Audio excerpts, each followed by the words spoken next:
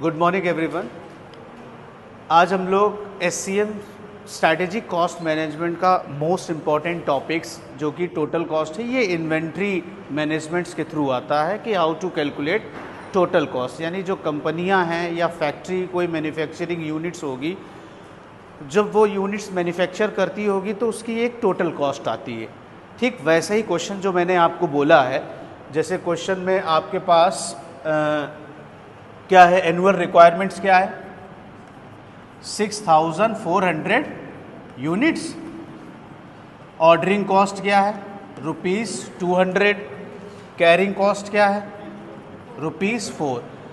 ये होते हैं टोटल कॉस्ट। यानी अगर हम मटेरियल कॉस्ट, ऑर्डरिंग कॉस्ट और कैरिंग कॉस्ट का टोटल कर दें तो इसकी जो वैल्यू आएगी यही हमारी होती है टोटल कॉस्ट। ठीक, इस टोटल कॉस्ट से पहले देखिए ये R into P, annual requirement into price. R annual requirement upon EOQ और इधर भी है EOQ। तो सबसे पहले हमें economic order quantity EOQ find out करना पड़ेगा अपने क्वेश्चन से। ये हमारे पास इंफॉर्मेशन है।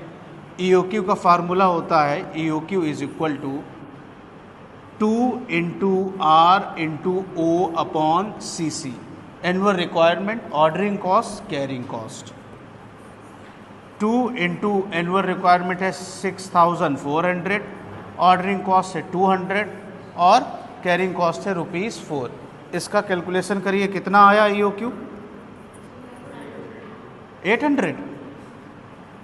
800 यूनिट आपका आया EOQ, इकोनॉमिक ऑर्डर क्वांटिटी। अब हम निकालते हैं टोटल कॉस्ट। टोटल कॉस्ट में पहली है मटेरियल कॉस्ट। मटेरियल कॉस्ट का ये फॉर्मूला होता है, एनुअल रिक्वायरमेंट को प्राइस से मल्टीप्लाई कर दे। प्राइस है कितना है ₹40 है, दे रखा है क्या? Okay, price 40। एनुअल रिक्वायरमेंट्स वही जो सवाल में हमारे पास है 6400 इंटू 40 कितना आया 2,56,000।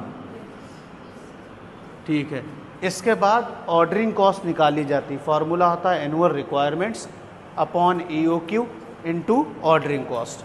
एनुअल रिक्वायरमेंट हमारे पास है 6400 यूनिट्स। इकोनॉमिक ऑर्डर क्वांटिटी अभी हमने निकाली 800 यूनिट्स। ऑर्डरिंग कॉस्ट ₹200 दे रखा है, इसको काट देंगे तो ये हो जाएगा 4 से इसे मल्टीप्लाई करेंगे तो कितना हो जाएगा 1600।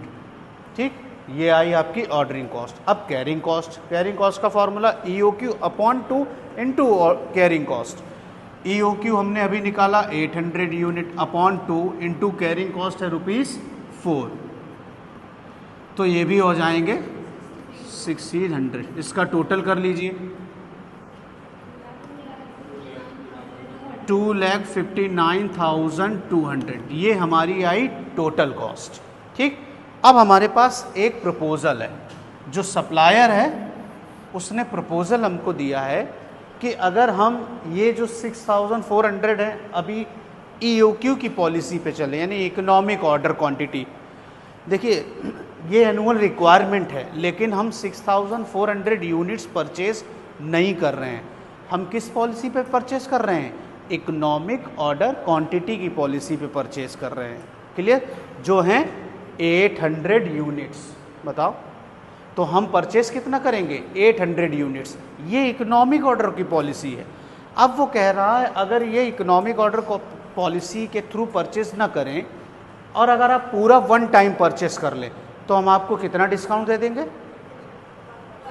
1% डिस्काउंट दे देंगे। याद रखिए डिस्काउंट हमेशा परचेज प्राइस में होगा। ये P, ये जो देख रहे हैं ना R इंटू P, ये परचेज प्राइस यानी ₹40 में होगा।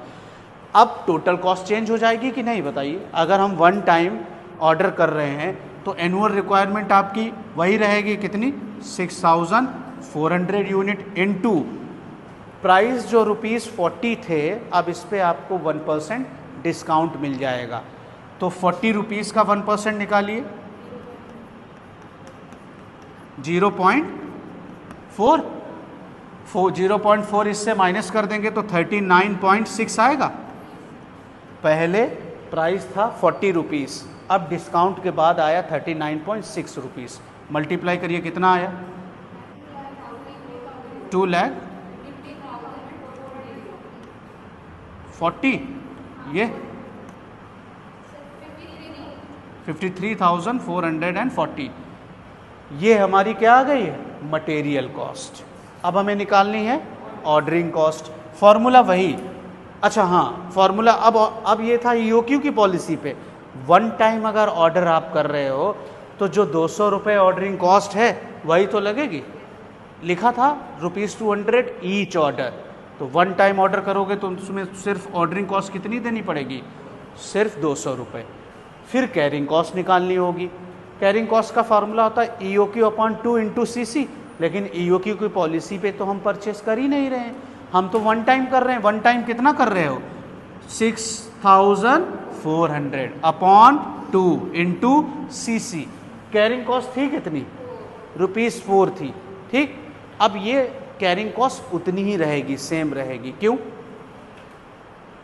क्योंकि परचेस का 10% थोड़ी ना निकाल रहे हैं कि कैरिंग कॉस्ट चेंज हो जाए, ये सेम ही है ना, उसमें ₹4 ही है। ओके, अब इसको मल्टीप्लाई कर देंगे 2 से, कितना आया 12,800। ओके, अब टोटल करिए ये